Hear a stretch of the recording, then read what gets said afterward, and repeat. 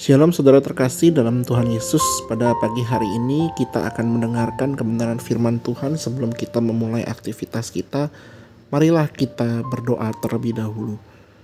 Terima kasih Tuhan karena kami diberikan kesempatan untuk bangun di pagi hari ini dan kami akan memulai aktivitas kami.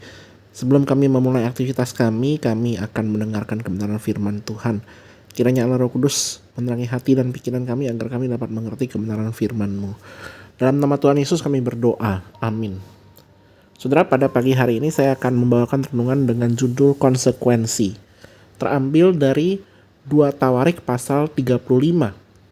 Saya akan bacakan mulai dari ayat yang ke-22 sampai 24 saja. Demikian firman Tuhan. Tetapi Yosua tidak berpaling daripadanya, melainkan menyamar untuk berperang melawan dia. Ia tidak mengindahkan kata-kata Neko yang merupakan pesan Allah, lalu berperang di lembah Megido. Maka pemanah-pemanah menembaki Raja Yosia, dan Raja berseru kepada orang-orangnya, "Bawa aku dari sini karena aku luka parah."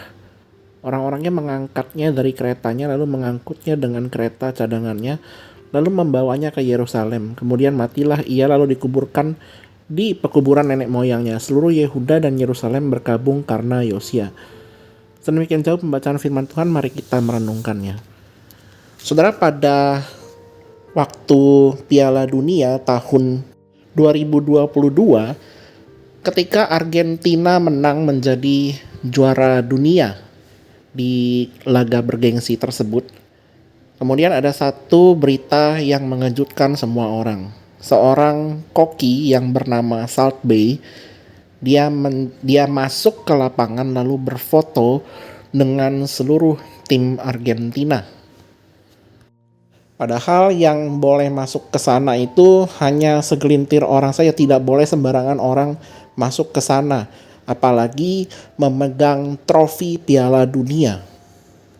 Lantas akibat daripada perbuatan Salt Bay ini, dia menerima konsekuensi, yaitu dia dihujat oleh seluruh dunia, khususnya oleh tim dari atau fans dari Argentina. Dalam kehidupan ini kita harus selalu memikirkan dampak dari konsekuensi atas setiap perbuatan kita. Senada dengan hal demikian, kalau misalnya kita melihat yang namanya pembacaan Alkitab yang tadi kita sudah baca mengenai Yosia, kita mengetahui dengan jelas kalau Yosia itu juga adalah raja setelah Hizkia yang merayakan Paskah. Dalam kehidupannya Yosia itu sudah baik, sudah mendapatkan berkat daripada Tuhan. Tetapi ketika dia melihat raja atau Firaun Neko itu ingin berperang, padahal sebetulnya Firaun Neko itu tidak ingin berperang dengan Raja Yosia. Tapi kemudian Yosia mencari gara-gara kepada Firaun Neko. Padahal sudah diperingati, "Kamu mundur, jangan kamu berperang denganku," kata Firaun Neko. Tapi Yosia tidak mendengarkan nasihat dari Firaun Neko tersebut. Lantas kalau misalnya kita mencoba untuk meneliti apa yang sebenarnya terjadi di dalam pikiran daripada Yosia ini. Mungkin kalau misalnya kita mencoba memikirkan apa yang dipikirkan Yosia, kenapa dia berani menantang Firaun Neko, sebabnya adalah karena dia mungkin sudah merasakan yang namanya kesejahteraan dan juga berkat-berkat yang daripada Tuhan, sehingga hal itu membuatnya lupa diri. Maka Yosia itu berani untuk menantang Firaun Neko.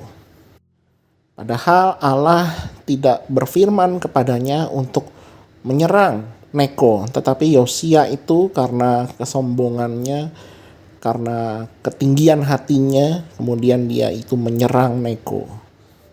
Nah, lantas kalau misalnya kita membaca ayat-ayat selanjutnya, maka kita mendapati informasi bahwa Yosia itu kemudian terbunuh di medan perang. Sekalipun karena Yosia itu dia menyamar diam-diam ingin berperang melawan Neko, tapi ada anak panah terkena kepada Yosia dan dia akhirnya mati oleh karena peperangan tersebut.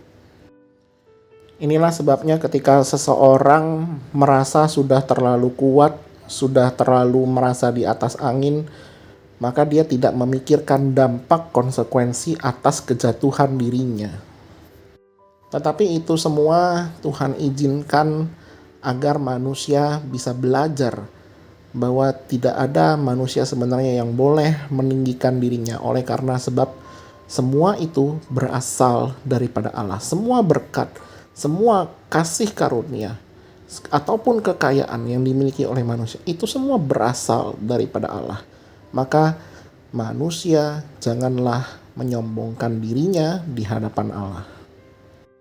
Pada hari ini kita belajar bahwa setiap perbuatan yang kita lakukan itu memiliki konsekuensi. Karena itu kita perlu sungguh-sungguh hidup taat di dalam firman Tuhan. Mari kita berdoa.